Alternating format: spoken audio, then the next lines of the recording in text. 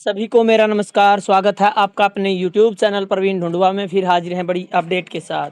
Update जुड़े साथियों हरियाणा में हज़ारों कच्चे कर्मचारियों को लेकर, क्योंकि हज़ारों कर्मचारियों को जॉब सुरक्षा मिली है और सरकार ने ये अधिसूचना भी जारी कर दी है, जिसमें आप सभी को बताएं हरियाणा से बाहर ट्रांसफ़र और डेपुटेशन हो सकती है। संपूर्ण जानकारी एक ही वीडियो में आपको देने वाले हैं। बार-बार बहुत सारे साथी कमेंट कर रहे हैं कि ये मिलेगा, तो सभी प्रकार की जानकारी जो अधिसूचना जारी हुई है उसके बारे में अपडेट देने वाले हैं साथियों। तो लगातार आप चैनल से जुड़े रहें, वीडियो को लास्ट तक आप जरूर देखें।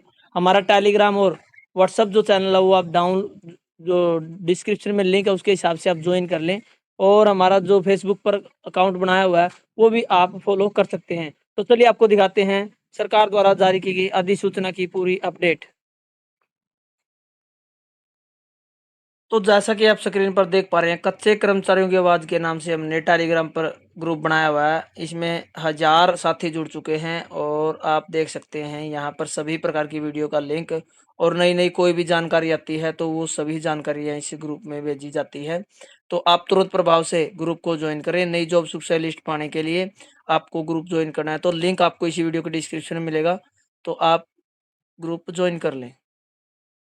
तो साथियों जैसा कि आप स्क्रीन पर देख पा रहे हैं, हजारों अनुबंधित कर्मियों को मिली सेवा सुरक्षा। सरकार ने अधिसूचित किए नियम यानी जो जारी है वो अधिसूचना जारी कर दी है। प्रदेश के विभिन्न बोर्डों, निगमों और प्राधिकरणों में कार्यरत कर्मियों की सेवाएं हुई सुरक्षित। 6 अगस्त की अपडेट है साथियों। हरियाणा सरकार ने हरियाणा अनुबंधित कर्मचारी सेवा सुरक्षा अधिनियम 2025 अधिसूचित कर दिए हैं। ये निगम हरियाणा अनुबंधित कर्मचारी सेवा सुरक्षा अधिनियम के तहत अधिसूचित कर दिए गए। साथ ही प्रदेश में विभिन्न बोर्डों, निगमों और प्राधिकरणों में कार्यरत हजारों कर्मचारियों की जो सेवाएं वो सुरक्षित हो गई है। मुख्य सचिव अनुराग रस्तोगी द्वारा इस संबंध में जारी अधिसूचना के अनुसार किसी भी अनुबंधित कर्मचारी को सुरक्षित कर्मचारी का दर्जा प्राप्त करने के लिए 15 अगस्त 2024 तक कम से कम 5 वर्ष की सेवा पूरी करनी होनी चाहिए, जिसमें से प्रत्येक वर्ष न्यूनतम 240 दिन आपके होने बहुत जरूरी है। यदि कोई कर्मचारी एक वर्ष में उच्च और निम्न दोनों पदों पर कार्यरत हो तो वो भी सेवा गणना की श्रेणी में रखा जाएगा, बेशर्त कि उसने 240 दिन का काम पूरा किया हो और वेतन प्राप्त किया हो। सरकार के नियंत्रण वाले निकायों में भी की सेवा को एकीकृत रूप से जोड़ा जाएगा। यानी विशेष रूप से जो जो कर्मचारी पहले नियमित पदों पर नियुक्त हुए थे, लेकिन हरियाणा कर्मचारी चयन आयोग द्वारा मेरिट सूची रद्द करने या संशोधित करने के कारण उनकी सेवाएं समाप्त कर दी गई थी। नियमित और अनुबंधित सेवा के बीच ब्रेक अवधि को छोड़कर उसकी नियमित आधार पर पूर्व सेवा को 5 वर्ष की पात्रता में शामिल किया जाएगा। और विभिन्न विभागों या सरकार के नियंत्रण वाले निकायों में की गई सेवा को एकीकृत रूप से जोड़ा जाएगा। यदि किसी व्यक्ति ने किसी ऐसे व्यक्ति से विवाह किया है जिसका जीवन साथी जीवित है, या जिसके जीवन साथी के जीवित होते हुए किसी व्यक्ति से विवाह किया है, तो वह अधिनियम के तहत सेवा सुरक्षा के लाभ से के लिए अपात्र पाया गया जाएगा। उसको पात्रता खत्म कर दी जाएगी। यदि सरकार संतुष्ट हो कि ऐसे व्यक्ति और विवाह के दूसरे पक्ष पर लागू व्यक्तिगत कानून के तहत ऐसे विवाह की अनुमति है, तो ऐसा करने के लिए अन्य आधार भी है, तो वह किसी भी व्यक्ति को इस नियम के लिए प्रभाव से छूट दे सकती है।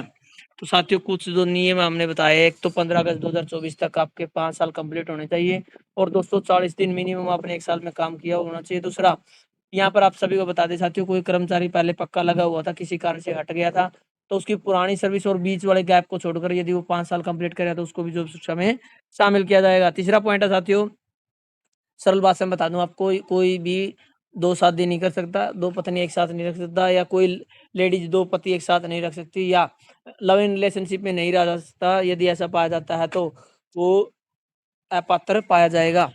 उसके बाद साथियों, कर्मचारियों को 1 जनवरी 2025 से नियमित कर्मचारी के बराबर महंगाई भत्ता होगा, यानी इनको अब डीए भी मिलने वाला साथियों। कर्मचारियों को 1 जनवरी 2025 नियमित कर्मचारियों के बाद के यानी ये लागू होगा 1 जनवरी से। जो बार-बार कर्मचारी कह रहे हैं ना कि कब से लागू, तो 1 जनवरी से आपका जो 2% डीए है वो यहाँ पर माना गया है। प्राश्रमिक के निर्धारण के लिए वित्त विभाग द्वारा सुपरनुमेरी पद की स्वीकृति के समय स्वीकृत कार्यात्मक वेतन स्तर, यानी यहाँ पे स्केल के बारे में बात की जा रही है साथियों। 5%, जिन साथियों ने 5 से 8 साल कंप्लीट किया उनको 5%, 8 से 10 किया 10%, और 10 से ज़्यादा है तो 15% का लाभ मिलने वाला है। और इसमें साथियों जो मुख्य बात है, मान लीजिए न्यूनतम आप 75 हैं तो आपको 100 माना जाएगा, यानी 100 तक आपको पूर्णांक पूरी जो पूर्णांकित है वो किया जाएगा। 50 से नीचे के अंश को नजरअंदाज, मान लीजिए आपके 45 है तो आपको वो नीचे वाली जो श्रेणी है उसको नजरअंदाज कर दिया जाएगा। छुट्टियों के बारे में बता दिया गया साथियों, 10 छुट्टियां जो पहले मिल रही है, 10 आकस्मिक अवकाश और 10 मेडिकल, वो आपको मिलते रहेंगे।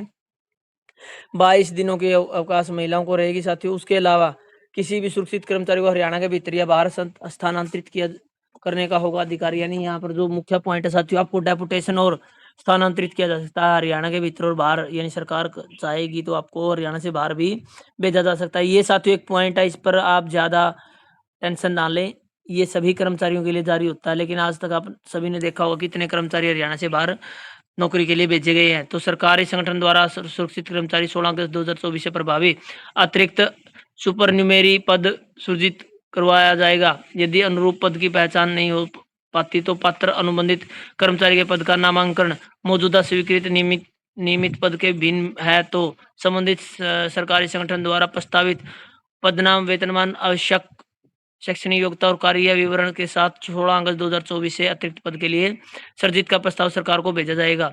और सरकार द्वारा वित्त विभाग के परामर्श में से इस प्रस्ताव को 90 दिनों के भीतर अनुमोदित किया जाएगा। इसके बाद सेवा सुरक्षा का अध्यादेश जारी किया जाएगा।